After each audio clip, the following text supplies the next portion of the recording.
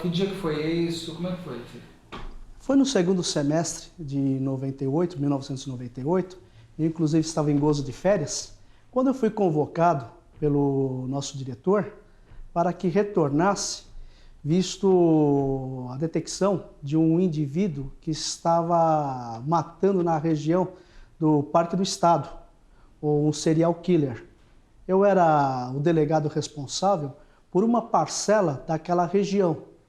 E como o caso exigia urgência e uma determinada experiência, visto que eu já acumulava no DHPP quase 10 anos de trabalho ali, então eu fui convocado para dar continuidade aos trabalhos dos colegas que estavam já envolvidos naquela investigação. Havia a equipe C da região sul, que havia o colega assistente e toda uma equipe já trabalhando. Então, houve-se por bem o meu chamamento para coordenar as investigações que já transcorriam. E como que a gente chega à conclusão de que existia um serial killer naquela região? Primeiramente, pelo modo em que as vítimas foram encontradas. Curiosamente, a última que foi encontrada, a Selma, ela jazia com o seu corpo havia sido amoldado a uma posição, que com certeza ela não havia morrido daquela forma. E logo ao lado havia um outro cadáver, já em decomposição, sendo que praticamente 2 ou 3 dias após o encontro desses dois corpos, foram encontrados mais 2 corpos, também do sexo feminino, um praticamente ao lado do outro. Então, não tivemos dúvida de que havia um indivíduo que estava agindo naquela região e matando mulheres. E após essa conclusão, tratamos de fazer uma sinopse de todos os corpos que ali foram encontrados. Então, detectamos inicialmente cerca de 8 ou 9 corpos que foram encontrados naquela região entre janeiro de 98 até a data do encontro do corpo de Selma. A última vítima foi o primeiro corpo a ser encontrado? A última, justamente, foi o primeiro corpo, que inclusive foi o único que foi encontrado de íntegro, não estava em decomposição e foi facilmente identificado. Aí eu vou pedir para o senhor falar, a última vítima foi o primeiro corpo a ser encontrado, só isso? Né? Perfeito. Sim, a última vítima foi o primeiro corpo a ser encontrado, que deu margem então a uma investigação visando a existência de um serial killer. E como é que é quando vocês se deparam com um serial killer? Porque no Brasil a gente não tem a cultura, né, do serial killer. A gente não tem... O serial killer ele também é um pouco fruto de uma cultura inteira. A gente não tem tantos serial killers no Brasil, você não tem tanta literatura policial, que eu digo literatura policial não livro, mas dentro do próprio histórico policial. Como Perfeito. vocês começaram a trabalhar a busca desse serial killer? Primeiramente, nós fizemos um apanhado de todas as vítimas que foram encontradas lá, todas as vítimas que foram encontradas mortas. Em seguida, fizemos uma triagem de todas as vítimas que foram violentadas por lá, mas sobreviveram, correto? Então, fizemos um grande quadro com o mapeamento da região e ali começamos a pontuar os locais do encontro dos corpos e bem como dos ataques às vítimas que sobreviveram, correto? E as vítimas que sobreviveram deram uma descrição de como seria esse indivíduo. E todos eles, essas descrições eram coincidentes. Um indivíduo moreno, cerca de 30 anos. E aí, quais eram as características que juntavam todas essas mulheres? Elas diziam que foram atraídas, as sobreviventes, que foram atraídos por um indivíduo que prometia uma carreira promissora como modelo fotográfico. E dizia que inicialmente elas iriam fazer um trabalho junto a uma multinacional de cosméticos. Então, todas essas sobreviventes foram atraídas com essa conversa, entre aspas, interessante. E ali, levadas ao Parque do Estado, foram violentadas brutalmente. Doutor, o que essas vítimas tinham em comum que atraíam o maníaco? A própria descrição delas era coincidente. Eram moças de cabelos longos, algumas encaracolados mais longos, morenas, claras ou pardas, e com corpos voluptuosos, com bastante volume. Corpos bonitos, mas ancas avantajadas, pernas avantajadas. Mulherão. Mulheres realmente bonitas. Aquele famoso mulherão de Sim, violão. sim, perfeito. E elas, todas elas, quando que ele começa a matar? Porque o senhor me conta que existem vítimas antes que foram estupradas naquele mesmo lugar. Quando é que ele começou? A primeira vítima que foi relatada pelo Francisco, que depois veio a se confirmar com o encontro do seu cadáver, que inclusive foi a última vítima a ser encontrada, a primeira vítima que foi morta foi a última. Foi após o Natal de 1997, que ela foi abordada na estação Jabaquara, do metrô, pois ela havia passado o Natal junto à casa dos patrões e ia passar o Ano Novo com os familiares. E ela foi abordada no Jabaquara e foi atraída pelo Francisco para o Parque do Estado e aí ali foi estrangulada pelo mesmo e também violentada. Ele violentava e depois matava? Ou Ele matava primeiro, porque o Francisco, dos problemas dele, ele não conseguia manter ereções prolongadas. Talvez em virtude do trauma que ele teve com a primeira namorada dele. Então ele não conseguia. Então ele sentia muita vontade que a vítima não desse um parecer sobre o potencial dele como homem. Então ele primeiro as matava e só aí conseguia obter prazer. Houve relatos, inclusive por parte dele mesmo, que após ter matado a sua vítima, ele ficou horas e horas beijando-a. Inclusive, ele fez uma imagem, ele contou algo que para ele, quando estava sendo interrogado, a gente notava que ele estava sentindo prazer naquele momento. Que ele dizia que a vítima estava despida, ele havia salivado bastante o corpo dela, era uma noite de lua cheia, era uma clareira, e ele, antes de ir embora, ele olhou numa certa distância e viu que o corpo da pobre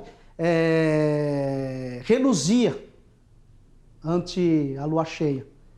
Então, naquele momento, conversando com ele, eu percebi que ele sentia prazer. Foi um dos momentos que eu percebi que ele estava sentindo prazer naquele momento. Ou seja, ele era um necrófilo também.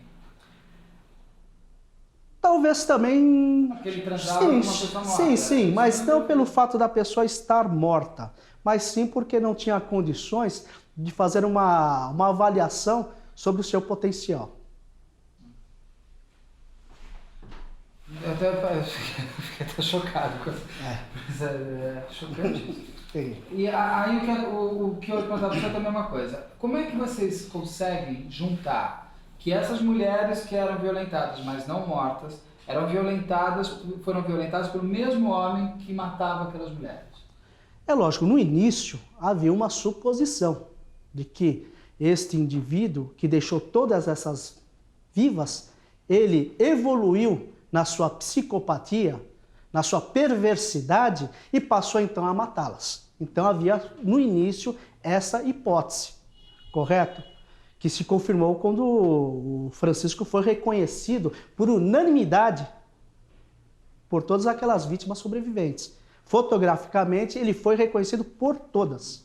Não houve nenhuma delas, que eu acho que creio em cerca de 12 mulheres, que não reconheceram o Francisco como sendo o autor da violência elas causadas. Mas como que o senhor fala assim, essas mulheres aqui, esse grupo tem a ver com esse grupo? O que dá esse start para vocês? Essas vítimas sobreviventes, elas foram abordadas praticamente no mesmo local, entre estações do metrô e rodoviárias, correto? As descrições, as mesmas, das vítimas que foram identificadas, que no caso da Selma, que foi a primeira a ser identificada. Nós chegamos a colocar as fotos das sobreviventes e das que haviam sido mortas, inclusive aquela primeira namorada do Francisco. Todas eram semelhantes entre si. Mas no princípio você não tinha namorada do Francisco? Não, não tínhamos sequer nada, somente que alguém matava. Agora, eu acho que o preponderante para a investigação foi a prima de uma das vítimas, que conhecia muito bem a vítima, moravam juntas inclusive, que acho que não me recordo o nome agora da vítima. Pois, a vítima, ela conhecia muito bem a sua prima e ela havia sido encontrada no Parque do Estado. Era uma vítima que havia sido encontrada lá, mas em meados de janeiro daquele mesmo ano. E em contato com esta prima, ela deu informações importantíssimas para a investigação, que fizeram com que nós daí conseguíssemos fazer o modus operandi do indivíduo e até uma descrição precisa do mesmo.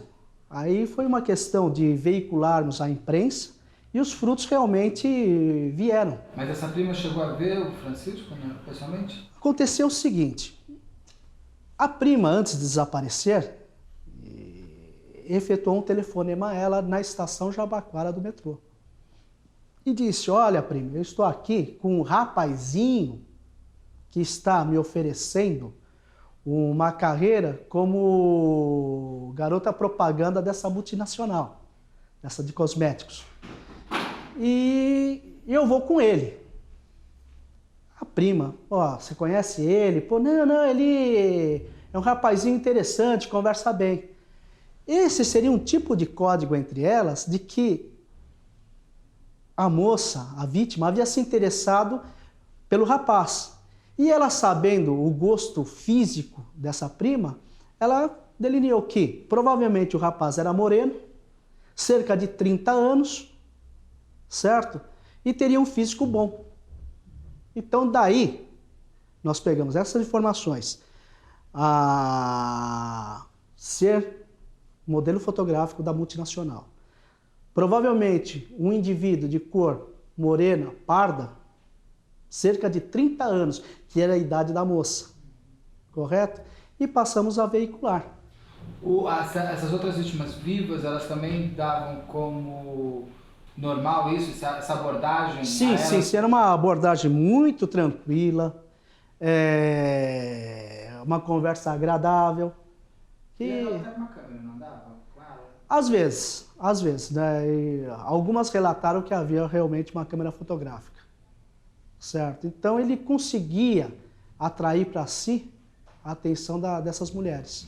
Agora, me diga uma coisa, todas as outras vítimas que estavam mortas, elas eram pessoas em princípio desaparecidas? Sim, a maioria delas eram tidas como desaparecidas ou como corpos que foram encontrados, mas com autoria desconhecida. Aí depois porque eu queria entender só uma coisa, o que foi encontrado primeiro? Foi a Selma, foi um corpo desovado, foram ossos, o que encontrou primeiro?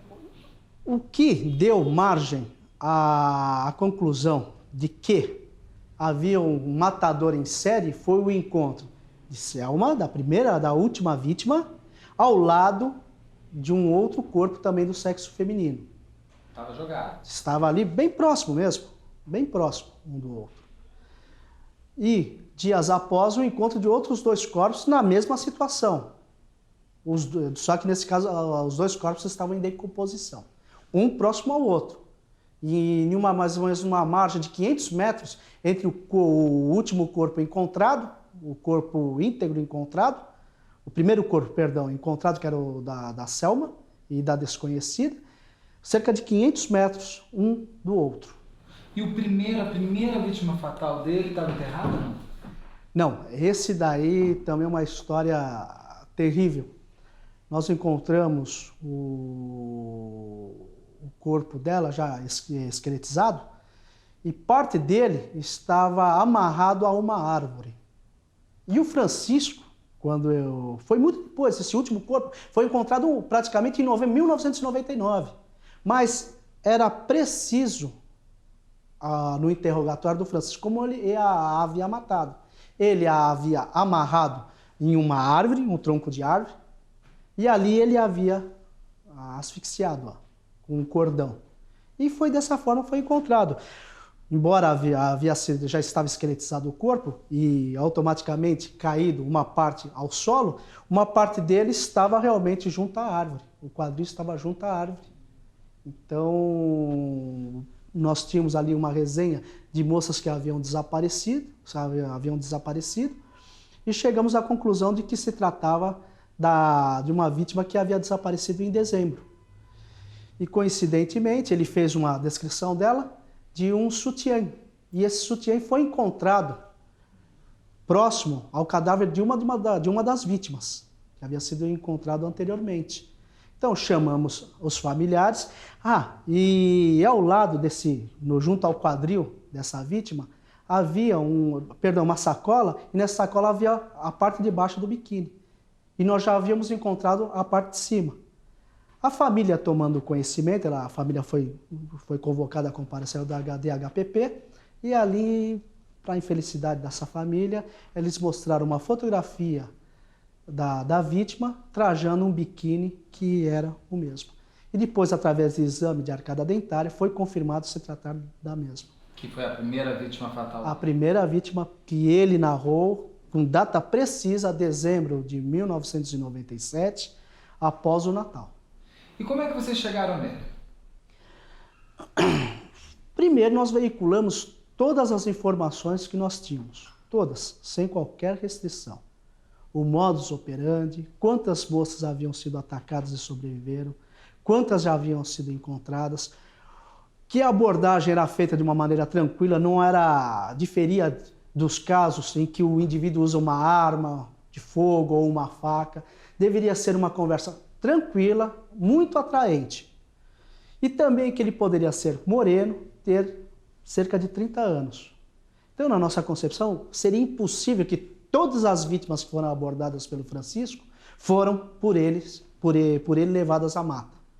Então, talvez dentre aquele universo de pessoas, alguma não teria sido atraída para o local e tivesse algum dado.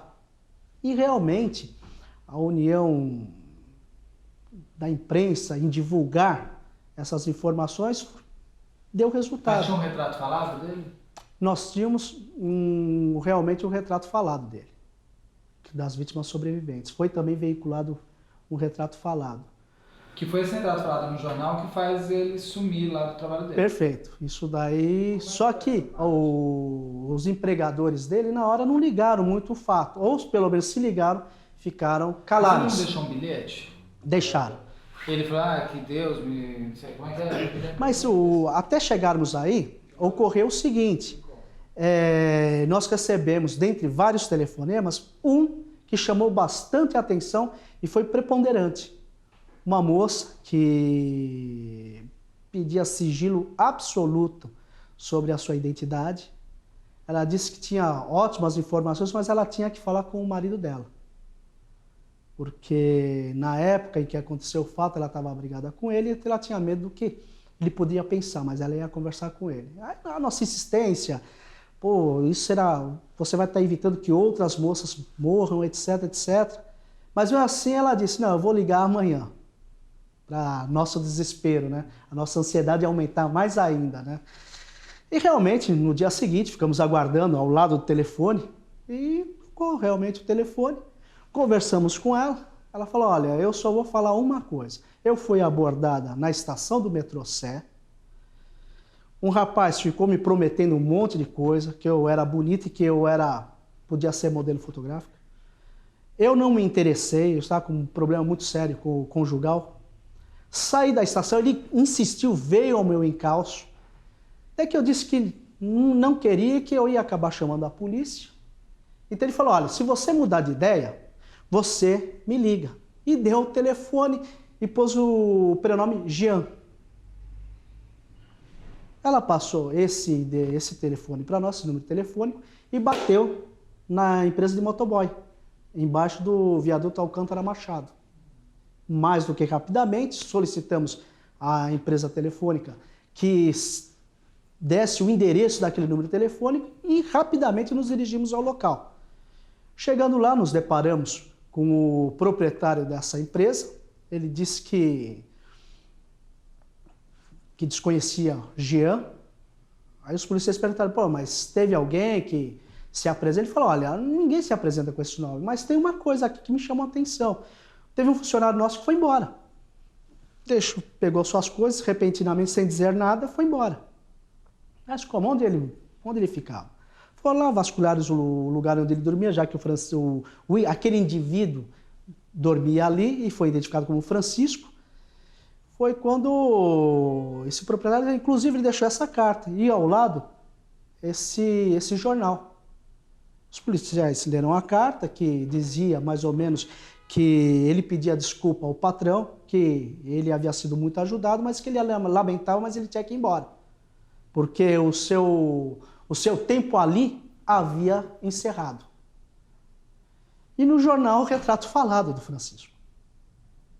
Os policiais aí indagaram com mais minúcias o proprietário, até que ele falou, inclusive vocês não são os primeiros policiais que vêm procurá-lo. Não são os primeiros? E quem veio procurar? Quem? Foi a delegacia do bairro? Não, DHPP mesmo. DHPP é pessoas desaparecidas, delegacia de pessoas desaparecidas. Mas por quê? Não, parece que uma namorada dele desapareceu. De posse do nome dele, aí nós pegamos toda a qualificação, todos os dados qualificativos dele, fomos até a delegacia de pessoas desaparecidas e constatamos a existência de um auto de investigação referente a uma moça que havia desaparecido, a senhorita Isadora Frankel, que havia desaparecida naquele ano mesmo. Então, pegamos uma cópia daquele procedimento e a fotografia do Francisco de Assis Pereira, que assim figurava o seu nome naquele auto. E por que ele apareceu naquela investigação? Porque ele foi efetuar compras em lojas especializadas em patins, surf, etc. E foi emitir aquele cheque, que já estava assinado. A moça, naquele instante, falou, olha, dá para você colocar o seu RG na parte de trás do cheque? Ele, na hora, creio eu que tenha se atrapalhado, porque não esperava esse tipo de exigência, ele colocou o seu próprio RG. Cheque de quem? Da Isadora Frankel. Só podemos falar assim, o cheque era da Isadora Frankel? O que aconteceu? Por que ele está com esse cheque? Me conta. Posso explicar no final? Pode. Então, o que ocorreu? Os policiais identificaram nessa investigação o Francisco. Ele foi trazido à delegacia, foi exaustivamente interrogado, ele alegou que era a namorada dele. Os policiais não tinham outros subsídios, mesmo porque a moça ainda continuava desaparecida, não havia um cadáver que comprovasse um homicídio, então ele foi liberado. Ele foi liberado e as investigações prosseguiram, correto? Quando nós chegamos nessa documentação investigativa que tramitava, nós ampliamos a foto do Francisco e eu e o investigador-chefe da equipe fomos nas residências de todas aquelas vítimas sobreviventes. E realmente, no primeiro reconhecimento foi, não sei se eu posso dizer dessa forma, emocionante e empolgante ao mesmo tempo, porque a moça estava no horário do almoço, ela trabalhava numa clínica, nós aguardamos, com a chegada dela, nós fomos apresentados, só creio talvez até mais alguém que não vão encontrar o indivíduo que me violentou. Conversamos com ela, tudo, ela naquele momento chupava um sorvete, quer dizer, estava muito à vontade, talvez nem crendo que houvesse algo importante a ser dito, né?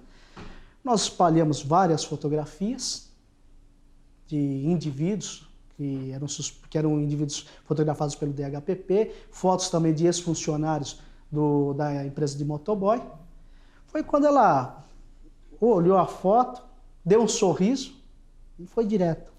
Esse daqui, do Francisco. Naquele momento, para nós, Nós já sabíamos que ele era suspeito no desaparecimento de Isadora Frankel, correto? Havia se evadido quando a imprensa veiculou o retrato falado. Aquela carta que era comprometedora, fazendo a ligação de tudo isso. Olha, na hora, o investigador, até hoje, ainda em recordar, a gente fica, sabe, era um misto de alívio, de euforia. Mas, bem passada essa euforia inicial, fizemos a intimação a ela, ó, amanhã, por gentileza, se possível hoje, vá até o DHPP. Ela disse que só tinha condições no dia seguinte. Daí fomos a Diadema e assim por diante. Todas as vítimas sobreviventes reconheceram o Francisco. Então já tínhamos ótimos subsídios que indicavam ser ele o autor. Continuamos trabalhando normalmente, com o intuito de procurar. Fomos até Guaraci, procuraram lá, que era a cidade natal dele. Ali ele não foi encontrado, já há um tempo que ele não aparecia. Coletamos mais subsídios sobre ele, que ele era tido como o Chico Estrela, Chico Patinador, um exímio patinador que tinha ido de Bauru até Aparecida do Norte patinando, etc, etc. Então, no decorrer também dessas investigações, é que o proprietário da empresa entra em contato no meu telefone. Fala, ó, Sérgio, dá para você passar aqui na empresa? Falei, pô, algum problema? O que é que você está vendo? Não, eu preciso de você aqui. Vem até aqui, que eu tenho algo muito importante que eu não posso falar por telefone. Perfeito, né? Peguei minha equipe e fomos ao local. Chegando lá, ele mostrou um vaso sanitário quebrado. Parece que tem um vaso sanitário quebrado. Falei, não, o problema é o que tinha nele. Falei, como assim? É que o vaso sanitário, o problema começou a não funcionar. A gente dava descarga, tá, aí nós chamamos o encanador e o cara falou, tem que tirar. Arrancou, pô, olha o que tem aqui dentro. Havia um fragmento de osso bovino, de costela de bovina, e havia um documento, uma carteira de identidade ali. Mas, arrebenta isso daí, quebra isso. Eu falei, pô, eu pago o vaso sanitário. Aí paguei, quanto que é, já paguei. Falei, marreta nisso. Quebrado o vaso sanitário, para nossa surpresa, e mais um momento de euforia, estava ali um fragmento, mas plenamente identificável, da carteira de identidade da Selma, a última vítima, o Francisco. Aí nós não tínhamos dúvida de que, pelo menos, assassino da Selma ele era. Então, com mais firmeza ainda, podíamos afirmar, e suspeito das demais mortes. Muito bem, fomos a Bauru, Guaraci, Mato Grosso, uma equipe foi designada, porque ali naquela região morava um tio dele que era suboficial do Exército. E tinha-se suspeito que ele poderia estar lá. Mas, doutor, daí o senhor já tinha um perfil dele? O senhor já sabia quem era? Sim, nós tínhamos a fotografia dele, tínhamos muitas informações que ele era patinador no Parque do Estado, no Parque do Ibirapuera, era muito conhecido ali pela sua habilidade em patinação. Conversamos com pessoas que tinham amizade com ele, inclusive uma das moças foi vítima de uma tentativa de estupro por parte dele. Essa moça foi entrevistada, contou como tudo havia acontecido, que ela foi atraída porque ele disse que havia um rink de patinação ali no Parque do Estado. E ali ele quase a violentou, só não conseguiu porque ela veio a morder o seu órgão genital. Senão ela seria uma vítima também. Não sei se eventualmente seria até morta, porque ela o conhecia, né? Ela correu um sério risco de ser morta. Então nós tínhamos a identidade dele, fotografia, dados qualificativos, tomamos conhecimento desse tio que estava no Mato Grosso. Só que aí também nós pedimos auxílio à polícia militar local, porque nós tínhamos em mente que talvez com a veiculação das informações ele pudesse até passar a fronteira. Então nós entramos em contato com a polícia militar local, que se dirigiu à residência desse tio, mas infelizmente o Francisco, percebendo que seria apanhado, ele acabou se evadindo antes, deixando todos os seus pertences, mochila e documentos, deixou tudo na casa do tio, que posteriormente foi entregue a nós. Dessa fuga, passou-se cerca de 45 dias em que o Francisco era procurado, não era encontrado. O país inteiro se mobilizou nessa procura, mas o Francisco não era encontrado. Nesse espaço de tempo, nós fizemos várias buscas também pelo Parque do Estado e, infelizmente, outros 2 corpos foram encontrados, que inclusive foi um dia terrível para nós. Nós estávamos desde cedo naquela mata, então, com o entardecer, fazíamos diligências com o Comando de Operações Especiais da Polícia Militar, que é especialista em diligências em matas. Foi quando eu ali conversando com os policiais, um dos PMs grita: corpo, corpo! Pô, corpo. Aí estava o oficial falando: acharam um corpo, que é o nosso código é gritar corpo. Corremos para onde sai aquele grito. Chegamos lá, havia um corpo já decomposto, semi-esqueletizado, aparentemente era do sexo feminino também. Eu já estava com uma equipe de peritos juntos, começamos já a fazer aquele exame inicial no próprio local do crime. Foi quando então, mais um grito: corpo, corpo! Não, já estamos aqui, já achamos. Aí o oficial falou: não, tem mais um. Aí bateu um desespero tremendo. Falei: quantos mais? Quantos mais nós vamos encontrar aqui? Pô, numa fração de 15 segundos, 20 segundos que o seja, corpo, estamos ali examinando outro corpo. Naquele momento bateu um desespero tremendo. Falei: poxa, agora vai chover cadáver aqui, vai brotar cadáver, meu Deus do céu. Fui correndo até onde havia esse corpo, também semi-esqueletizado.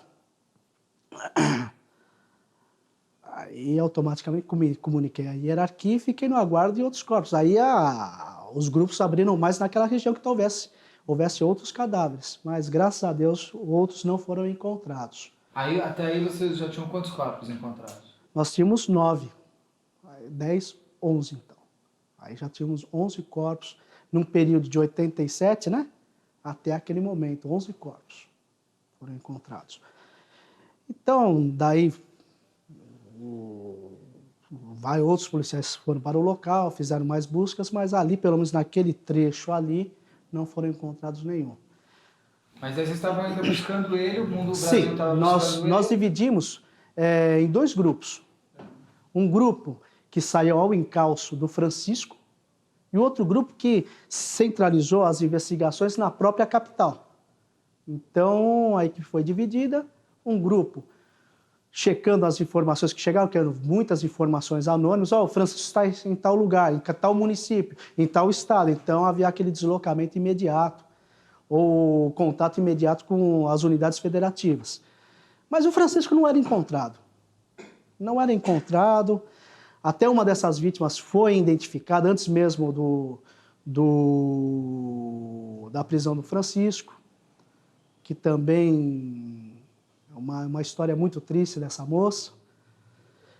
Mas então, as diligências estão transcorrendo. Foi quando numa noite, aliás, havia uma das raras noites que eu ia passar em casa, né? Depois que surgiu o caso, porque embora a gente íamos para casa, mas chegou uma informação, você voltava. Então era questão só de vir para casa, tomar um banho, trocar de roupa e retornar. Mas naquela noite eu estava disposto a descansar, né? Cheguei em casa, quando então houve um chamamento de uma emissora. Urgente, né? Estava assim na televisão. Então foi dada a nota que o indivíduo mais procurado do Brasil havia sido preso. Na hora eu falei: meu Deus do céu.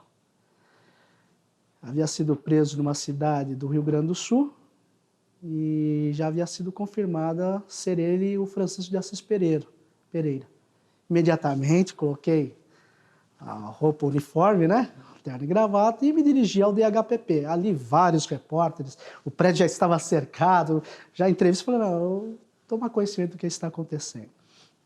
E realmente havia sido confirmado que o Francisco estava no Rio Grande do Sul. Então, imediatamente foi combinado que, naquela madrugada mesmo, nós iríamos para o sul, e assim foi feito. Chegamos lá no Rio Grande do Sul, aguardamos um pouco até que chegasse o avião que transportava o Francisco. O Francisco foi apresentado a nós, só que o assédio era muito grande e não houve condições de conversar com ele. Ele só falava, não fui eu não tenho nada a ver com isso, eu sou vítima. Tudo bem. Dentro do avião, né, eu não falei nada com ele, não conversei nada com ele, mas ele tinha alguns objetos com ele, que não estavam em seu poder, sim. Uma mochila pequena. Peguei aqueles objetos e passei a olhar. Havia várias fotos de crianças, ele do lado de crianças, com jovens, tudo. E como havia sido feita uma preparação para o interrogatório do Francisco, eu passei a utilizar daquelas orientações que haviam sido passadas por um psiquiatra forense, muito famoso, por sinal, Dr. Guido Palomba. Vou citar o nome dele depois. Não, eu queria entrevistar. Dr. Guido Palomba, ele nos orientou que o Francisco não tinha arrependimento de nada do que ele teria feito. Nada. E que ledo seria o engano de quem achasse que o Francisco estivesse confiando em alguém. Não. Na primeira oportunidade, se ele pudesse, ele agiria com violência e que prejudicaria aquela pessoa, que se achasse, tivesse em mente de que o Francisco depositava confiança. E que não adiantaria ser um interrogatório de maneira ríspida, ou seja, com palavras fortes, que não haveria efeito nenhum, certo? Ele era uma pessoa fria e ele só tinha dó de uma coisa, de si próprio. Então, eu já tinha todas essas orientações passadas sabiamente pelo doutor, então eu passei a utilizá-las. Sentei, o Francisco estava algemado, e também não me atreveria a tirar a algema dele, porque ele era, pelo menos na época, era um sujeito muito forte, fisicamente muito avantajado. Então, mesmo algemado, sentei na sua frente, me apresentei, meu nome é Sérgio, não disse que era policial. Meu nome é Sérgio, eu estou aqui para tentar ajudá-lo. Olha, você me desculpe de eu ter olhado os seus pertences, mas eu queria ter uma visão de quem é você e cheguei à seguinte conclusão. Olha, Francisco, você não é o monstro que estão veiculando. Você tem fotos de crianças. Uma pessoa que é má não tem amor por crianças. Eu estou aqui para te ajudar. Eu quero lhe ajudar. Porque eu tenho em mim que você não merece cadeia, mas sim tratamento médico. Você não merece Você tem um problema e eu quero ajudá-lo. Ele olhou para mim, ele estava com a cabeça baixa. Ele olhou para mim e falou, você é médico? Eu desconversei. Eu não podia falar que era médico e depois ele ia descobrir que eu era delegado. Eu desconversei rapidamente e falei, não, eu sou uma pessoa, não sou médico, mas eu quero lhe ajudar. Eu estou aqui para lhe ajudar. Comecei a conversar com ele, tal. Aí, em dado momento, ele serviu um lanche a ele, suco que havia lá, ia tirar o gema dele, eu servi.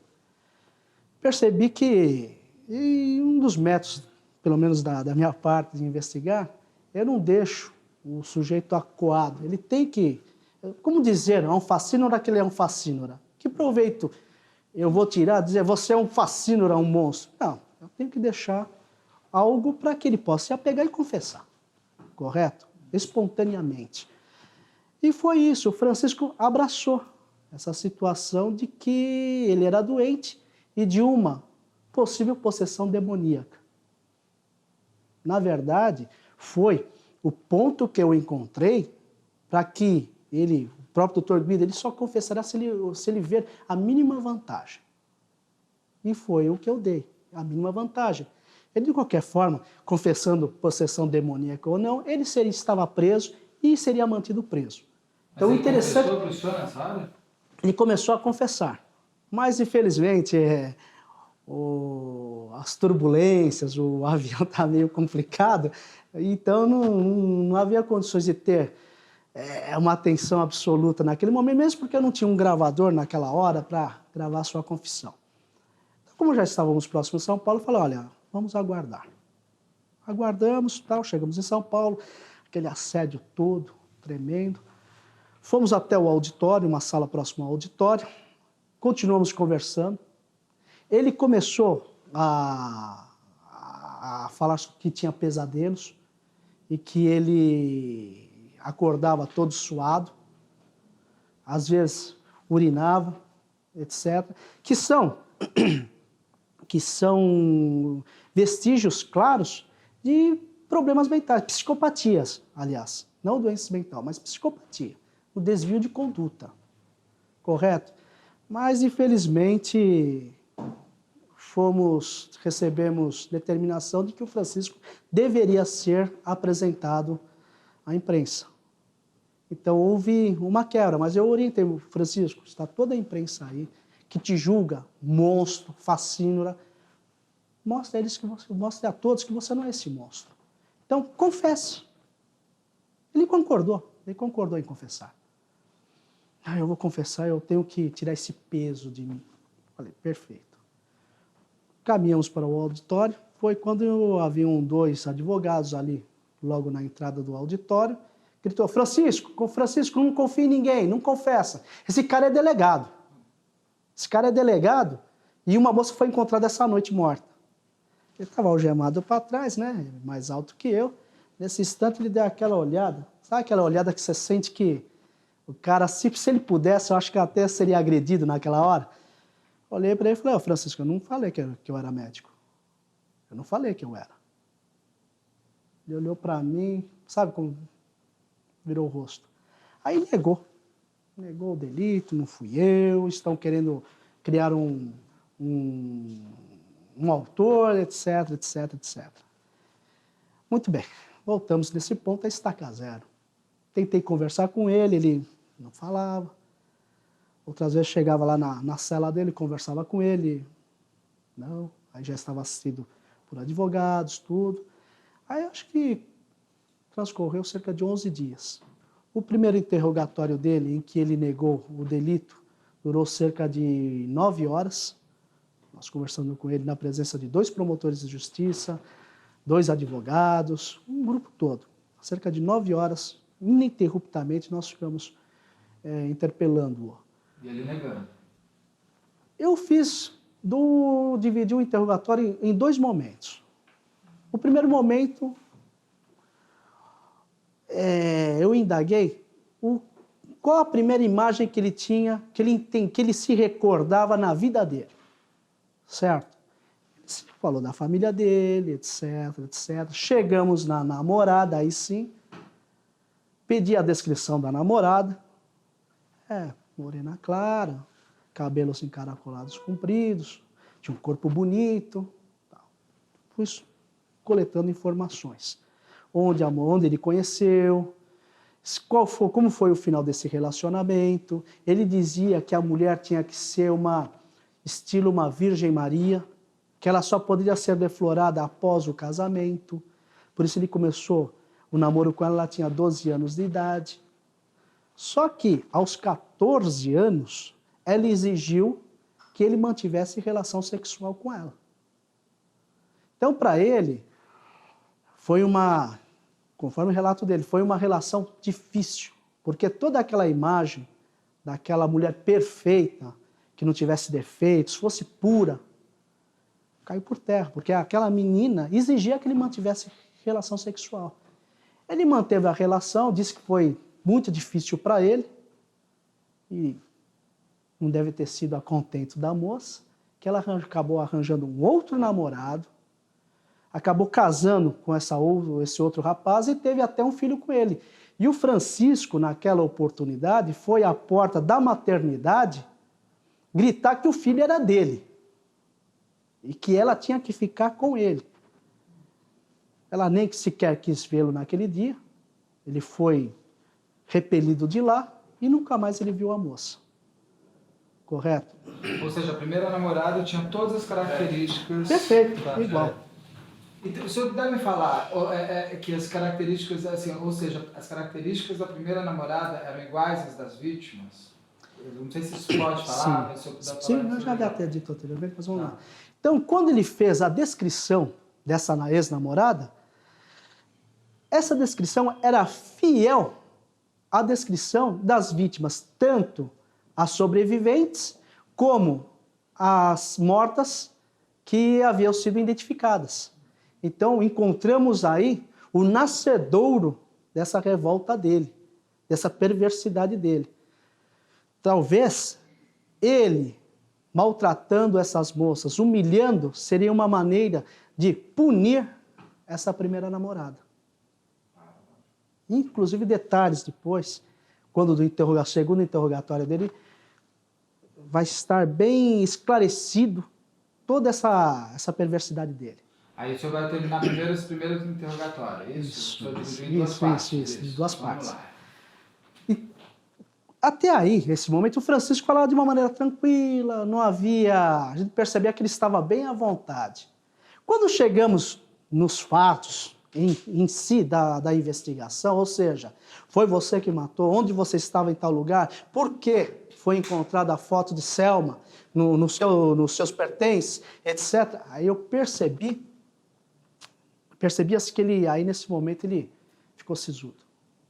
O semblante dele ficou fechado, ele respondia praticamente laconicamente, sim, não é dessa maneira, eu estava em tal lugar. Então aquela espontaneidade dele cessou-se completamente. Daí, praticamente, não conseguimos mais nenhuma informação. Não conheço, não vi, mas porque tem lá, namorei com ela. Falei, igual você namorou a Isadora Frankel, que agora está desaparecida. Onde está a Isadora Frankel? Era minha namorada. Você conheceu a família dela? Ou seja, ele nunca tinha namorado com a moça. Muito bem. Aí, outras diligências. Essa Isabela não estava entre as encontradas? Isadora foi encontrada, foi o penúltimo corpo, que o Francisco indicou. Ah, daí já o Francisco indicando. Tá, então a gente já vai chegar lá. Sim. Tá. Bem, outras diligências foram realizadas, foi conseguida a prisão preventiva do Francisco, já que até aquele momento ele tinha uma prisão temporária, foi decretada a prisão preventiva. Então, quando eu estava retornando do fórum com o mandado de prisão, que ensejaria na sua transferência para um presídio mesmo, foi quando eu recebi um contato telefônico e falou, olha, corre aqui para a delegacia que ele quer falar com você. Mas o que quer? Ele vai confessar. Eu falei, oh, não brinca. Liga a sirene e vamos lá. Como diz a sirene quando é na gíria policial, esganice o rabo do gato. E vamos embora. Chegamos lá, correndo, fui para a carceragem. Falou, oh, eu quero confessar. Era uma sexta-feira. Eu quero confessar. Você vai confessar? Quero confessar. Se importa se eu gravar? Não, pode colocar o que o senhor quiser aí. Tá bom. Ele passou a confessar. Confessou detalhadamente todos os delitos e se comprometeu a levar-nos onde estava o corpo de Isadora Frankel, que praticamente fecharia toda a investigação. Porque os demais corpos nós encontramos. Esse, ele levaria. Então seria o fechamento mesmo da investigação. Muito bem. Na madrugada do dia seguinte, do sábado, nos reunimos um grande contingente policial, todos com carros particulares, alguns policiais com carros próprios, porque nós não tínhamos uma quantidade muito grande de veículos não caracterizados na época, descaracterizados, e fomos para o Parque do Estado. Eu temendo, até pela segurança dele, porque ali nós temos uma rodovia, dá um desespero no cara e pula para a rodovia, acabou o caso. Então eu coloquei algemei ao Francisco um policial grande, de grande porte, pesado, que também evitaria que ele, chegando na área de caça dele, que é onde ele conhece nós, não, ele poderia correr e também dificuldades. Então era um policial grande, ele foi algemado ao lado do policial, tá? Saímos dentro do carro, essa parte você percebe a mudança aí nele, ele estava normal. Quando ele chegou, que nós abrimos o arame farpado, ele entrou, ele mudou completamente. ele aparentava um animal buscando uma presa. Ele estava assim normal, depois ele fez esse... olhava assim dos lados. Cerrou os dentes. Falei, e agora, Francisco, para onde é? Lá para cima. Seguindo, subindo. Subimos, andamos acho que uns 500 metros mata adentro. Havia uma primeira clareira. Aí ele explicou, quando eu entrava, passava pelo arame farpado, eu já estava julgando a moça. Mentalmente ele dizia, sua sem vergonha, e outros nomes, né? Você vem com um sujeito estranho aqui para esse lugar, você não presta. Se você fosse honesta, você não estaria aqui. Eu lhe vi hoje e você está comigo, você vai ser punida. E agora, mato ou não mato ela? Pensando consigo. Quando chegava na primeira clareira, 500 metros adentro na mata, aí ele sentenciava a moça. Você vai morrer. Só que ele não dizia isso a ela, ele passava a agredi-la. Já com socos, pontapés, tapa no rosto, puxões de cabelo, etc. E humilhando mesmo, chegava a cuspir no rosto da vítima, etc. E para desespero maior delas, ele mostrava os cadáveres que estavam próximos. Ó, se você não for boazinha comigo, olha o que vai acontecer com você. Elas não foram boazinhas. Então você tem que ser boazinha. Então imagina o terror que todas essas moças sofreram.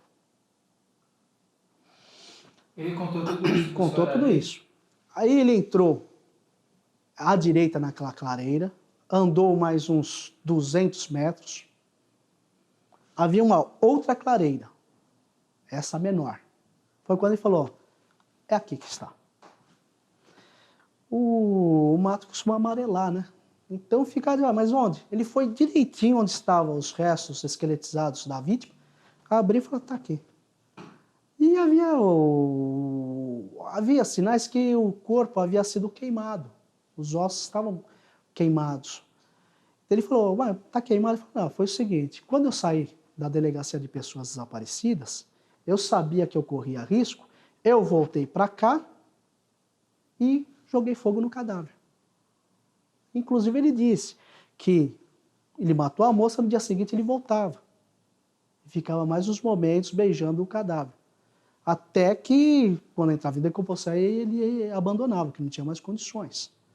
Isso ele fez com todas, ele dizia. Muito bem. Foi encontrado aquele esqueleto, né? Os restos mortais. Foi feita a perícia ali mesmo. E, terminando aí, fomos formalizar o interrogatório dele. Na época, achou-se por bem, até por sugestão da defesa dele, que fosse trazida um psicólogo. Então, aguardamos a chegada de um psicólogo, que inclusive foi bom para nós, porque a profissional ficou um pouco à distância e conforme ele ia fazendo relatos, ela fazia observações, ou por escrito mandava para mim, orientando até perguntas. Isso para nós foi muito bom para a investigação. Daí, na minha opinião, acho que todos os casos assim envolvendo esse tipo de matador em série deviam ser acompanhados por uma equipe multidisciplinar, psicólogos, psiquiatras, etc. Mas, vamos lá. Relatou todas as mortes, todas elas.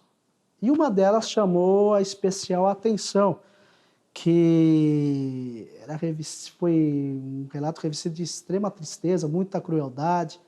Foi o caso de uma garota, uma daquelas duas que foram encontradas pelo COI. Tratava-se de uma moça de 16 anos, fazia parte do movimento punk, e ele a encontrou de frente a uma galeria onde vendiam discos, músicas, na época CDs, de rock, e ele percebeu aquela garota. Ele se aproximou dela, passou aquela cantada agradável. Ela, infelizmente, acabou acompanhando-o. Chegando naquela clareira, ele passou a espancá-la violentamente, batia muito no rosto dela, só que era muito tarde e acabou anoitecendo. E o Francisco se perdeu. Então essa moça ficou a noite inteirinha com o Francisco. E ele falava que realmente ele judiou dela a noite inteira. Foi a noite inteira que ele praticou toda a sorte de violência. E também pelo fato de ter andado com ela a noite inteira, então, quando já amanhecia, que ele acabou se encontrando ali e passou a fazer aquele tour tenebroso mostrando os cadáveres. Olha, olha, olha, olha. A moça deve ter sido momentos terríveis, né? Quando chegou... Só uma coisa, ele se perdeu dentro do parque? Ele se perdeu, porque escureceu. Então ele costumava fazer mais na parte da tarde, mas naquele dia, como anoiteceu muito rápido, ele se perdeu. Então ele ficou com ela a noite inteira. E outra coisa, quando ele passou a violentá-la, ela caiu, ele tirou o cardaço do coturninho dela e amarrou no pescoço. Então ele ficou a noite inteira andando com ela, como se prende um cão, um cachorro, a noite inteira segurando-a pelo pescoço com aquele cordão, até que acabou se encontrando na parte que ele conhecia, mostrou todos aqueles cadáveres, a moça não falava nada, até ele dizia, não, ela estava quietinha, ela chorava, tudo, mas quando eu cheguei em uma parte que eu mostrei que só tinha um cadáver, ela olhou para mim, tá, ela falou, olha, posso te pedir uma coisa? Oh, não bate mais no meu rosto. Pô, faz o que você tem que fazer, mas não bate no meu rosto, deixa o meu rosto assim. Falei, tudo bem. Ela pegou, olhou para mim, ele estava mais atrás dela, ele relata que ela olhou para mim, pediu, eu falei, tudo bem, ela mesmo se ajoelhou, então ela sabia que ia morrer. Aí eu peguei o cardaço, quando ela estava ajoelhada, coloquei meu joelho aqui no pescoço dela, puxei o cardaço e comecei a apertar. Pô, mas sei, apertando, apertando, apertando, até que ela caiu no chão, ela não deu um grito, não deu nada, aí eu percebi que ela estava morta. Eu tirei a roupa dela, tá, fiquei com ela lá, tudo, etc. No dia seguinte voltei. E sabe que, pelo menos, para todos nós, causou muita tristeza, é ver a foto de uma menina cheia de vida ali e posteriormente ver o que restou, né?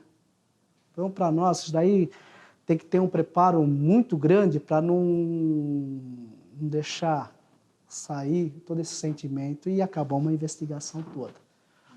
Correto? Então... Mas, aí, assim, só para a gente não perder uma coisa aí, ele começa ele dá descrições desse jeito de cada uma das vítimas? De cada uma das vítimas. Ele falou da abordagem até a morte. E todas elas. Algumas haviam sido identificadas, outras não. Mas, doutor, como é que essas moças iam com ele até esse lugar mesmo? Perfeito. O Francisco é um monstro. É um ator. O fato que chamou bastante a nossa atenção, no dia da transferência do Francisco, havia um clamor público muito grande. As pessoas gritavam, mata, mata, mata, mata. Muita gente na frente do prédio.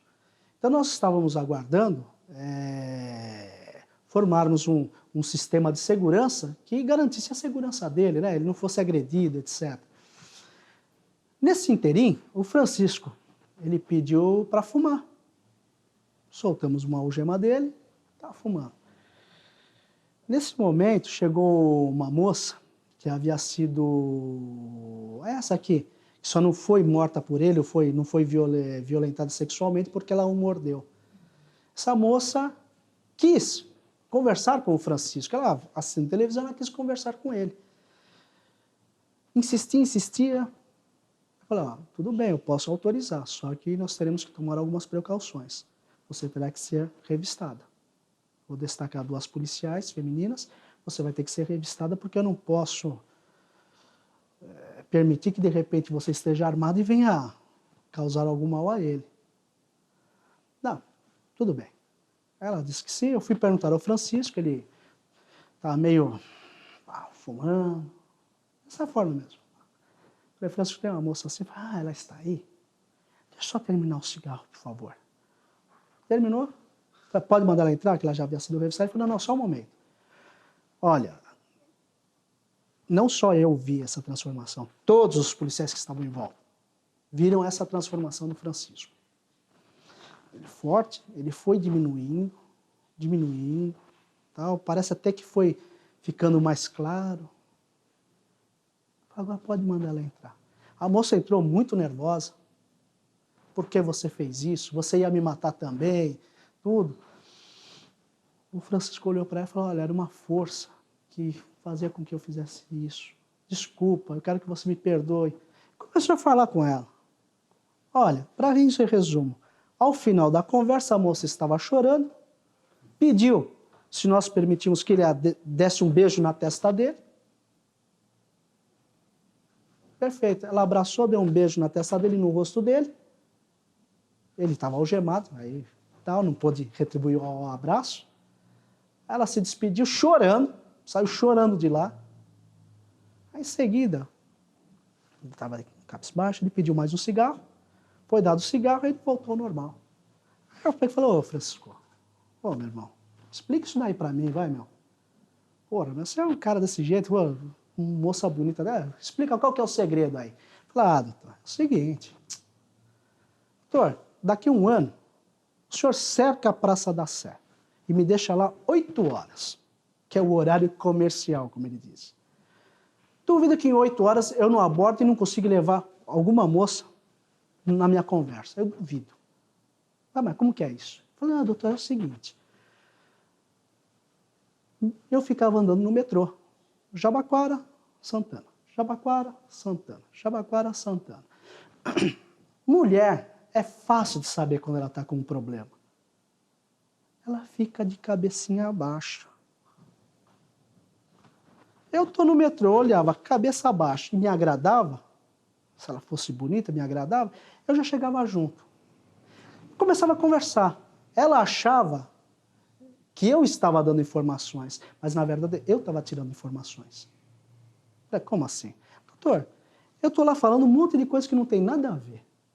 Aí eu percebo que ela gosta de automobilismo, eu viro o Ayrton Senna. Se ela gostar de avião, eu viro o piloto de avião. Se ela gostar de televisão, eu viro o Tarcísio Meira. E daí eu vou, por diante, eu levo embora.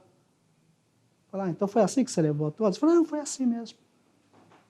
Então, veja bem, o Francisco conseguia se amoldar ao problema daquela moça. E por coincidência, a maioria delas, quando foram abordadas, estavam tendo problemas com namorados, maridos, etc.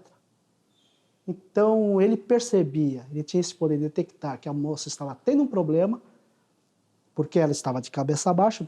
Por que uma mulher fica de cabeça baixa? Ela fica de cabeça, ela está orgulhosa, o olhar dela é superior, normal. Por que senta no lugar e está de cabeça baixa? Está com problema, era ali que ele pousava. Então, ele usou essa tática. Ele é muito inteligente. Sim, creio eu, se o Francisco tivesse condições econômicas melhores e culturais também, seria bem mais problemático a sua identificação. Seria bem mais problemático. Porque o indivíduo, o perverso, psicopata, ele obedece um ciclo de atuação. Ele chega num lugar, ele observa, ele conhece o lugar, passa a admirar os seus alvos, aí ele passa a agir. Ele age não matando, inicialmente. E depois ele entra no ciclo de matar. Passa a matar, matar, matar, matar. Quando ele percebe que há perigo em ser identificado e preso, ele para. Aí ele muda para outro lugar. Aí começa de novo o ciclo. Então, se o Francisco não tivesse sido preso naquela oportunidade, na década de 90, talvez hoje ele iniciasse um novo ciclo. Doutor, quem era o Francisco naquela época? Quantos anos ele tinha? Qual era a vida dele? As pessoas ficaram chocadas, as pessoas que o rodeavam. Quem era quem era o brasileiro lá, a pessoa física? Francisco era uma pessoa que conseguia chamar para si a atenção, que gostava de chamar a atenção. Era um exímio patinador, fazia verdadeiros shows de patinação no Parque do Ibirapuera, não só lá, mas em todas as localidades por qual passou, tanto que tinha o apelido de Chico Estrela. Na própria cidade dele, ele era conhecido por tal habilidade. Trabalhava como motoboy, tinha praticamente uma vida normal, correto?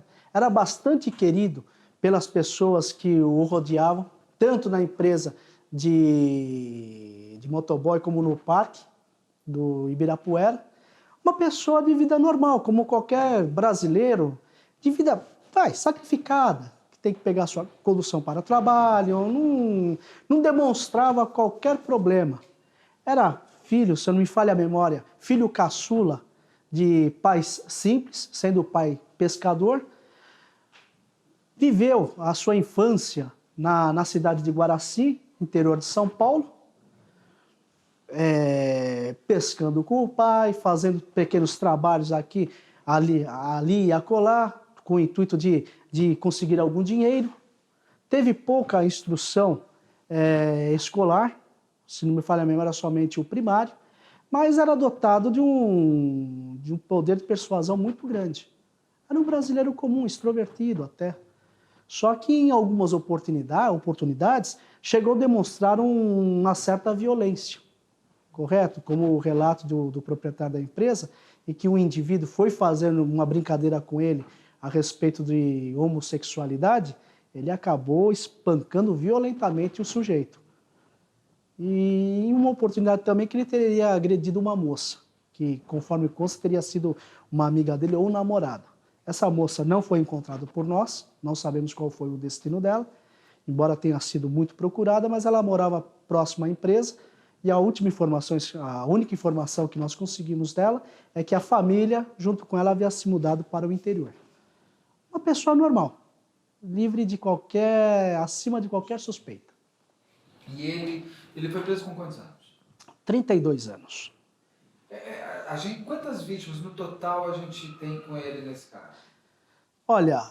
Porque Deus já me contou eu tô com o nome, Isadora. Da Isadora, ela foi o penúltimo corpo encontrado, é isso? Penúltimo corpo, encontrado em 1998 e o último em 1999. Como que encontraram esse último corpo? O Parque do Estado é dotado de uma vigilância florestal, uma guarda privada. E esses profissionais, efetuando diligências ali, visando procurar caçadores clandestinos, etc., acabaram encontrando os restos mortais da, se não me falha a memória, Rosa Alves Neto. E foi encontrado esses restos. Imediatamente, como o encarregado tinha o nosso telefone, ele entrou em contato, fomos para lá, encontramos esses vestígios de roupas, que inicialmente foi feito um comparativo, e dentro daquela resenha de pessoas desaparecidas, que condizia com o relato do Francisco, como ela foi morta, etc., chegamos à pessoa dessa vítima. Os familiares estiveram na delegacia, reconheceram a peça de roupa, o biquíni, e também exibiram uma foto que a vítima trajava aquele biquíni, aquela que estava amarrada. E a primeira vítima? A primeira vítima. Justamente, a primeira vítima que foi morta foi a última a ser encontrada. Que é um pouco comum, eu estava lendo umas coisas de serial killer, até tem isso no Senso dos Inocentes, que a primeira vítima é a mais difícil de ser encontrada, né? Porque é que talvez ele mais tenha cuidado de esconder, não é isso? Perfeito. Creio que tenha sido, que inclusive essa primeira vítima fugiu completamente da localidade onde nós mapeamos o encontro das demais. As demais vítimas foram encontradas beirando uma via pública aqui, próximo a uma ponte, onde ele parava a sua moto, e propriamente a imigrantes. Essa foi encontrada em local completamente adverso, muito aprofundado na mata. E realmente condiz com isso. Ele tomou um cuidado maior com essa primeira vítima. O que levou ele a matar essa primeira vítima? O que leva ele a mudar de ser um estuprador para ser um estuprador E até um ladrão, né, que ele rouba cheque. O que faz ele? Olha, isso daí é uma evolução criminal. É como a mesma coisa o indivíduo que começa praticando pequenos furtos e chega ao ápice da carreira criminosa dele, efetuando o latrocínio, que é o roubo seguido de morte. Então, no quadro psicopata dele, foi a evolução de, primeiro, observar e desejar sem atuar. Passa a atuar, mas não a matar. E chega ao ápice do ciclo, que seria a morte efetiva, a prática do homicídio. Mas ele explicou por que essa primeira vítima, por que ele matou essa menina? Alguma coisa ela fez para fazer isso ou não? Não, ele disse que já saiu naquele dia com o intuito de matar mesmo. É uma questão de decisão. Acordar, como ele dizia, ele acordava, hoje eu preciso matar alguém. Então não era algo que de repente andando na rua deu vontade. Não, ele já acordava com a predisposição de matar alguém naquele dia.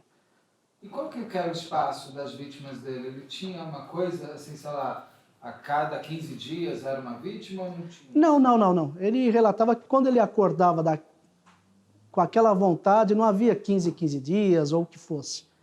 Ele acordava com a vontade, ou talvez vontade sexual, coisa assim, ele acordava com aquela predisposição.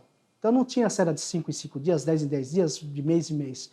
Acordava com a predisposição, ele ia e tentava, e se conseguisse atrair uma vítima, ele a matava.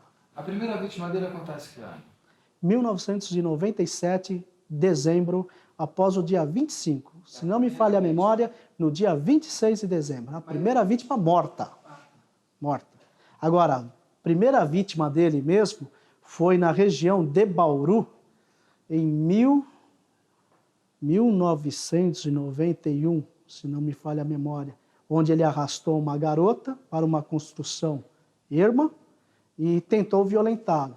Só que um transeunte viu a atuação dele, chamou a polícia e ele foi detido. Ele foi detido, mas não foi autuado em flagrante. Correto? Ele tinha um poder de persuasão muito bom, talvez tenha jogado uma conversa e acreditaram na conversa dele, né? E ele foi indiciado. Ele foi indiciado por, acho que, constrangimento ilegal. Não chegou a ser por violência sexual, atentado violento ao pudor ou estupro. Então, constrangimento. Começou lá atrás, a gente tem um bicho. Eu tô vendo. Não tá vazando aí pra vocês? Não, eu tô vendo, não tá passando, mas... Ou seja, a primeira vítima dele começa bem... Como que foi encontrado esse primeiro corpo? Da Selma. Da Selma? Um garoto adentrou a mata para procurar frutas. Minto. O garoto entrou à mata para procurar uma pipa que viu cair dentro do Parque do Estado e ele adentrou a mata. Quando ele adentrou a mata para procurar a pipa estava próxima ao corpo da Selma, que estava numa posição terrível. E ao lado havia-se outro cadáver. Aliás, ele viu o cadáver da Selma, foi acionada a polícia militar, que comparecendo ao local, vasculhando, acabou chegando logo, imediatamente ao lado, o corpo já também em decomposição. Então foi assim o primeiro corpo. O segundo corpo, um senhor que, cerca de 2 dias após, um senhor que havia armado arapucas ali no Parque do Estado, querendo capturar passarinhos, foi quando ele foi pegar uma dessas arapucas, ele sentiu um cheiro forte e resolveu vasculhar, e averiguar. E lá encontrou os outros 2 corpos. Daí que houve a certeza de que alguém muito mal estava agindo por ali. Não sabendo 1 ou 2 pessoas, mas que alguém estava agindo, matando mulheres. A Selma tinha morrido há pouquíssimo tempo, né? Sim, ela foi encontrada, creio eu, ela desapareceu em um sábado ou sexta-feira, não me recordo bem. Sei que era de um jogo do Brasil, em que ela parou na estação Sé do metrô. Várias pessoas, ela ligou para casa, disse que não ia ter condições de chegar em casa a tempo de assistir o jogo, então ela ficaria ali na Praça da Sé, que havia sido montado um telão, e ficaria assistindo o jogo ali. E dentro do modus operandi do Francisco, estação do metrô, estação do metrô. Infelizmente, o Francisco ali passou, né? E aí encontra o corpo dela quando? Creio eu, ela desapareceu numa sexta-feira, creio eu que acho que também provavelmente no dia seguinte mesmo. Que o corpo estava íntegro, apresentava mordeduras nas pernas, nos seios. Então, não se passou muito tempo. Creio eu que foi no final de semana. Ela desapareceu na sexta-feira, que era o Jogo do Brasil, foi encontrado no sábado à tarde.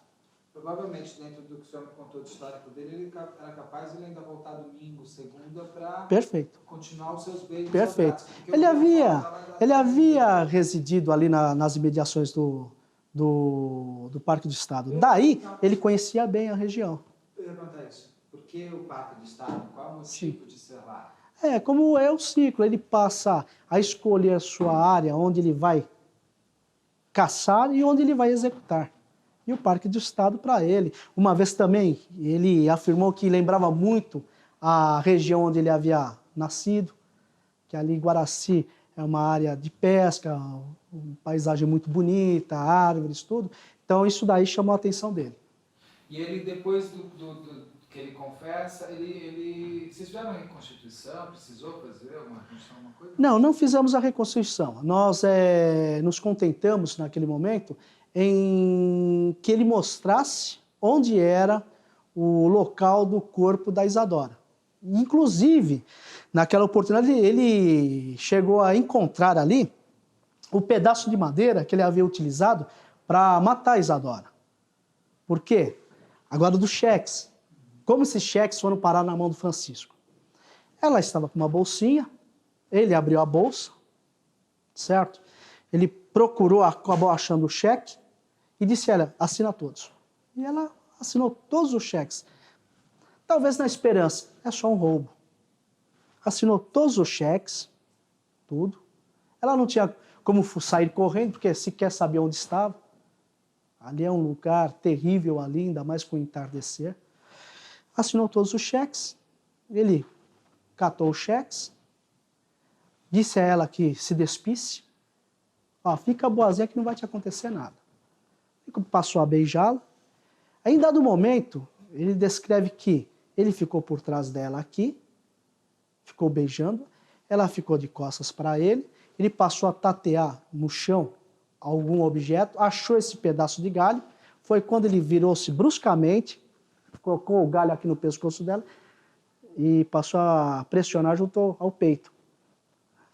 Automaticamente ela veio se asfixiar, né? Nenhuma dessas vítimas, tirando essa moça que mordeu ele, nenhuma delas reagiu, tentou... Uma delas, veja bem, o Parque do Estado, com o entardecer, não precisa ficar à noite para ficar sinistro ali. Eu estive em várias oportunidades ali. 17 horas num dia de verão, lá já está escuro. Então, é aquela tal situação, se imagina entrando com um indivíduo que se demonstra ser louco, forte também. Uma delas, inclusive, ela se questionava até a época do interrogatório dela, como ela podia ter sido tão trouxa. Ela se olhava no espelho e falava, como eu fui ser tão trouxa? O Francisco a encontrou na fila do cartório, passou uma conversa nela, disse que ia ligar para o serviço dela, ela achou que não era nada, ele ligou para ela, falou que ela ia ser modelo, ela é realmente uma moça bonita. As amigas, umas colegas falaram, não vai que é perigoso, você não conhece esse sujeito, manda ele vir aqui. Outras, não, vai, você é bonita, você vai ficar famosa. Ela foi, subiu numa moto, ela chegou, mas nessa moto, foi até a estação Jabaquara do metrô, pegou o metrô, foi até lá, ele estava aguardando. Chegou até lá, eu vou nessa moto, você demorou, eu estava com a equipe toda, tinha uma van aqui esperando você. Você demorou para chegar, ela foi, mas você que sabe, se você quiser vir, você vem na minha moto. A moça é uma moça grande, bonita. Ele também forte. E ainda com aquele caixote de motoboy. Imagina a situação, a moça ficou apertada naquela moto, foi até a Imigrantes, desceu da moto, ele pegou, vamos lá que olha, eles vão passar aqui de volta. Que eles já fizeram a tomada aqui, agora eles vão fazer do outro lado, mas eu vou pedir para eles virem aqui te buscar. Vamos lá comigo, atravessaram a Imigrantes, foram lá no telefone, fingiu que ligou, falou, voltaram e falou, vamos fazer o seguinte, vamos fazer um ensaio? Porque vai ser assim, na floresta. Vamos fazer um ensaio? Falou, você trouxe um biquíni, trouxe também um calção de cotton? Aí eu trouxe, tá aqui. Ah, vamos entrar. Entrou. Chegou lá e ele falou, olha, vamos fazer o seguinte, você pega esse seu calção, fala a marca de uma empresa, Lycra é tal. Fez por 3 e na terceira ele socou-lhe a cara. Deu-lhe um soco que achou até que havia arrebentado o nariz, que dada a violência, começou já a sangrar. Ele já continuou batendo nela, bateu bastante no rosto dela. Vasculhou na bolsa dela, viu uma tesoura. Essa tesoura foi usada como arma. Ó, já matei um monte de mulher, se você não for boazinha, você vai morrer, tal. Ela foi obrigada a fazer relações com ele, diversas formas, certo? E aí ele a amarrou com o próprio cordão da bolsa dela, certo? E falou, agora você vai contar de 1 até 2000. Se você sair antes e eu estiver aqui fora, aí eu vou te matar. Aí eu vou te judiar mais ainda e você vai morrer. Tá? Pergunta, você contou? Pô, ela falou que se mandasse contar até 10.000, ela contava. E realmente só saiu quando chegou no 2.000. Aí ela saiu, completamente despida, se jogou na frente dos carros, alguns carros desviaram, acharam que era louca, até que passou um ônibus, aí o ônibus parou, pô, o que está acontecendo? O motorista, era uma época meio fria, pôs uma jaqueta nela e levou-a para a delegacia mais próxima, que no caso foi levada até Diadema. E por que essa ele não matou? Ele não estava no ciclo da morte. Foi antes de dezembro de 97. Certo? Então, há relatos de ataques de 1996. No mesmo lugar onde ele matou depois? No mesmo Parque do Estado. No mesmo Parque do Estado. Então, pô, por que elas seguiam? O poder de persuasão dele. Um sujeito envolvente, com uma conversa boa. Ele se adequava à necessidade, à carência daquela moça. Ou também tal situação, quem hoje não se envolve, a mulher, você vai ser famosa, você vai aparecer na televisão, você vai aparecer em outdoor, vai ser famosa, vai para a Europa, né? Infelizmente, ele era tão cruel que mexia com o lado mais íntimo das pessoas, né? Que é o querer ser, né? A vaidade.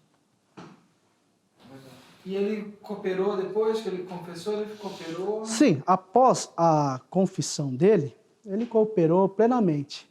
No entanto, as vítimas vivas ele negou todas. E há uma explicação. O Francisco, isso está nos autos, todas elas relataram, ele obrigava as moças a uma carícia nada natural para um homem. Ele pedia a introdução de dedos nele. Então, ele negava.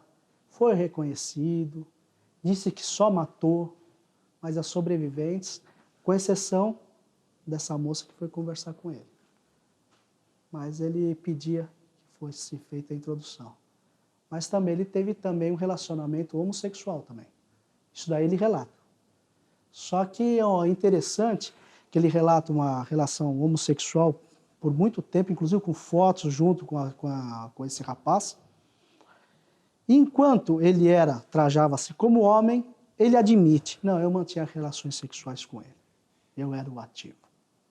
Quando o rapaz passou a se travestir, ele negava até conhecer o rapaz. Porque relatava esse rapaz que quando ele passou a se transformar, se travestir, ele passou a ter relações ativas também com o Francisco. O Francisco passou a ser passivo. Então, o Francisco, a dúvida quanto à sua sexualidade para ele era capital. Inclusive, ele quase agrediu um policial por causa disso. Que caiu o sabonete, ele estava tomando banho, caiu o sabonete, o policial falou, ó, cata o sabonete. E ele achou que era uma brincadeira de cunho homossexual.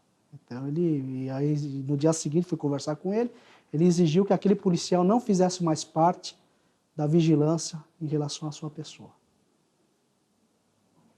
Explica-se muita coisa. Ele tinha também parafimose. Parafimose. Ele sentia muitas dores quando das ereções. Isso foi constatado através de médico da própria polícia. Isso é um pouco um motivador da falta de potência dele. Né? Sim, sim. Devido às dores que eram causadas, poderia influenciar no potencial dele.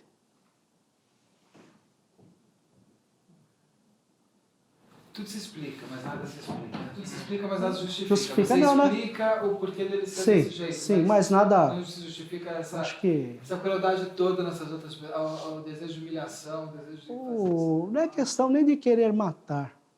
É questão de ser perverso mesmo, porque... Pô, para que mostrar os cadáveres ali? Ele se alimentava com o terror mesmo. O que dava prazer a ele era terror, não era a prática sexual. Era terror mesmo. Veio estampado, ele estava punindo. Sua sem vergonha, aí, sua sem vergonha. Ele estava julgando, condenando e executando a pena. Naquela hora, né? Ele era o senhor total. E olha, foi em 98. 30 anos, uma vez que foi declarada a semi-imputabilidade dele, a possibilidade de ser posto em liberdade. Daqui a uns anos, né? Já se passaram 10, em 2008. Nós temos cerca de 20 e poucos aí para o Francisco ser posto em liberdade. Em mim, eu acho, ele sendo posto em liberdade, ele vai delinquir novamente. Ele não vai parar. Não há cura. Ele está preso numa prisão comum? Prisão comum. Creio eu que esteja separado dos demais presos, vez que a motivação dele seria sexual. Então, provavelmente ele está numa ala de indivíduos que tenham cometido o mesmo gênero de delito. Então, creio eu que não haja perigo à segurança dele. Doutor, até menos, né? Porque você não fica os 30 anos, né? É que essa situação, o Francisco, pelas mortas, foi condenado a cerca de 121 anos. Ah, você cumpre 20 anos por crime, né? Agora, e também pelas que sobreviveram, mais 120 e poucos anos. Só que no Brasil, o máximo que uma pessoa pode permanecer enclausurada são 30 anos. Então, não é questão de redução de benécias legais, um sexto da pena, etc, etc. É porque, simplesmente, 30 anos é o tempo máximo que uma pessoa fica presa no Brasil. Foi preso com 32 anos, 62 anos, estaremos com ele aí. Caso uma outra medida não seja tomada.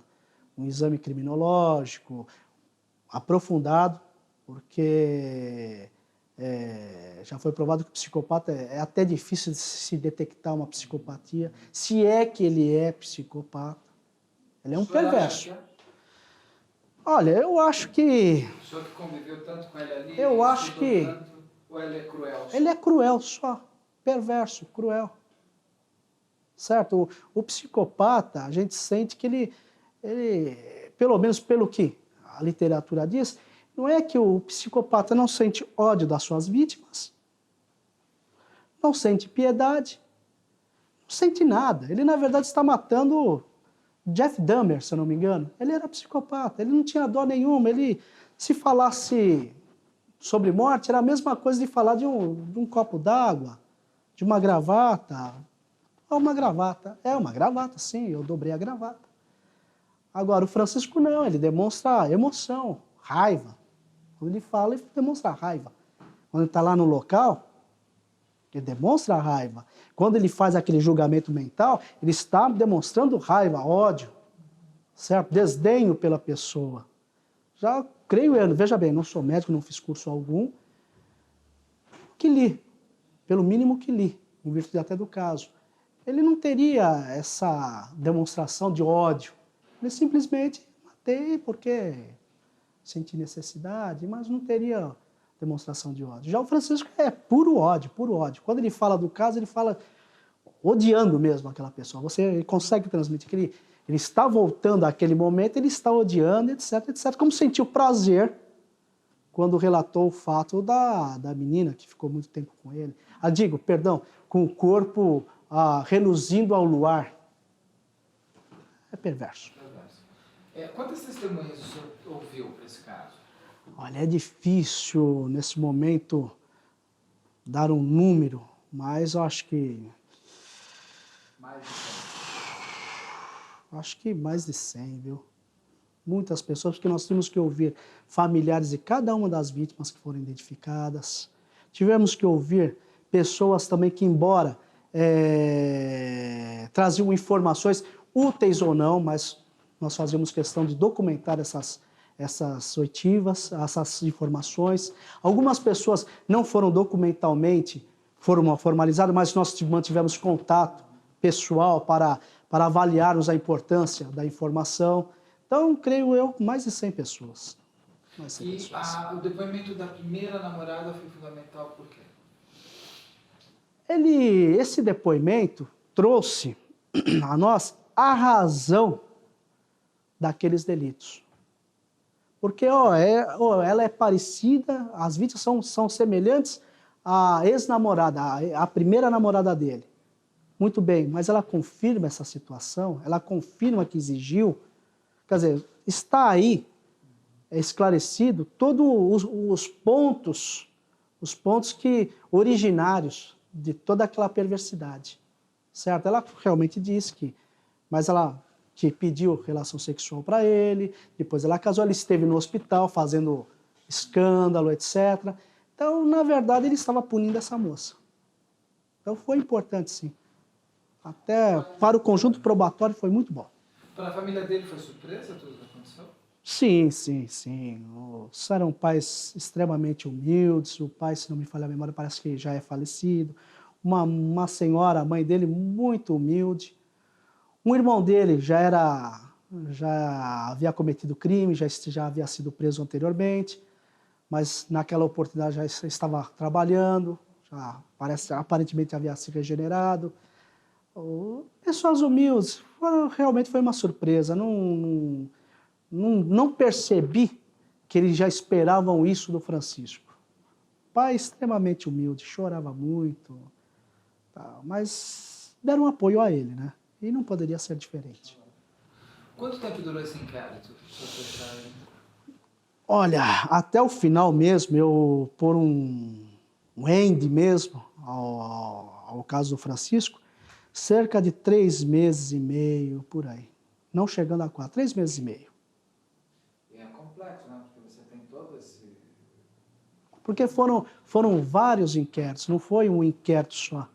Então, toda a prova que servia a um, servia aos demais.